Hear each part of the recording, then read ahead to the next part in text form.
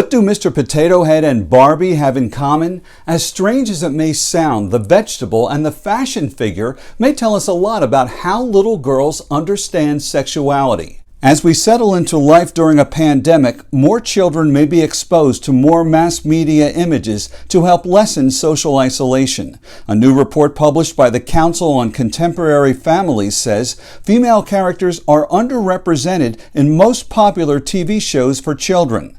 When they are shown, often they are portrayed in a sexualized way.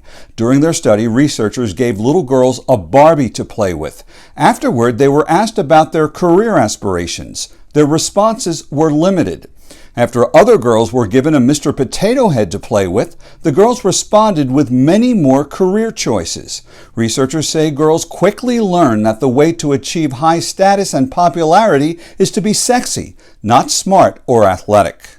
The study found that boys were not objectifying girls at this age. Girls, on the other hand, were able to recount elaborate stories about why sexualized girls are more attractive. It was based on seeing images of adult women, meaning it may not be a kid's problem, it may be a grown-up problem. Girls are trying to live up to a sexualized version of grown-up women that they are told is valued by grown-up men. I'm Bill Prasad, your mental health and wellness expert.